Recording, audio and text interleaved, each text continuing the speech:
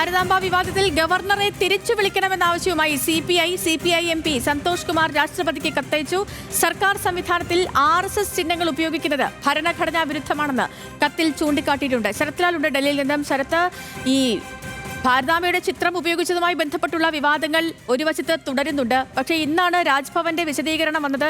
അല്ലെങ്കിൽ രാജേന്ദ്ര അർലേക്കർ പറഞ്ഞത് സർക്കാരുമായി ഒരു ഏറ്റുമുട്ടലിന് താൻ ആഗ്രഹിക്കുന്നില്ല, പക്ഷേ ഭാരതാംബയുടെ ചിത്രം മാറ്റാൻ ഒരുക്കമല്ലെന്നും അദ്ദേഹം പറഞ്ഞിരുന്നു.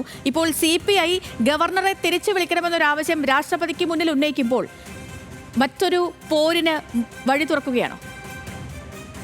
അതെ സേതുലക്ഷ്മി, കാരണം ഗവർണറും സംസ്ഥാന സർക്കാരും തമ്മിലുള്ള വെടിനിർത്തൽ മുന്നോട്ട് പോകുന്ന അവസ്ഥയിൽ തന്നെ CPI ഇക്കാര്യത്തിന് നിലപാടെടുത്തിരിക്കുന്നു. നേരത്തെ തന്നെ പിണറായി വിജയനും കേരള ഗവർണറും തമ്മിലുള്ള സൗഹൃദത്തെ ഒരിക്കലും CPI ഉള്ളുകൊണ്ട് അംഗീകരിച്ചില്ല. ഈ ഒരു പുതിയ വിഷയമാണ് ഇപ്പോൾ CPI പാർലമെന്ററി പാർട്ടി നേതാവും കൂടിയ കേരളത്തിൽ നിന്നുള്ള രാജ്യസഭ MP സന്തോഷ് കുമാർ രാഷ്ട്രപതിക്ക് കത്ത് നൽകിക്കൊണ്ട് വ്യക്തമാക്കിയിരിക്കുന്നത്.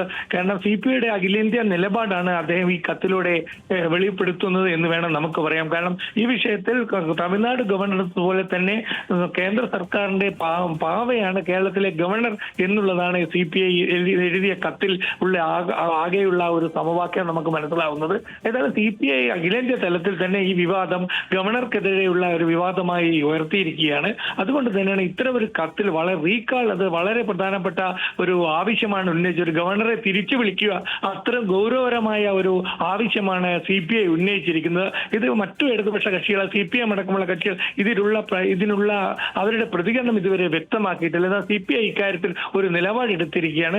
ഗവർണറെ തിരിച്ചു വിളിക്കണം. വിഷയത്തിൽ കടുത്ത നിലപാടുമായി മുന്നോട്ട് പോകുന്നു CPI. ഒരു പടി കൂടി കടന്ന് ഗവർണറെ തിരിച്ചു വിളിക്കണമെന്നൊരു ആവശ്യം രാഷ്ട്രപതിക്ക് മുന്നിൽ ഉന്നയിച്ചിരിക്കുകയാണ് CPI. വിവരങ്ങൾ നൽകുകയായിരുന്നു ശരത്ലാൽ ഡൽഹിയിൽ നിന്ന്.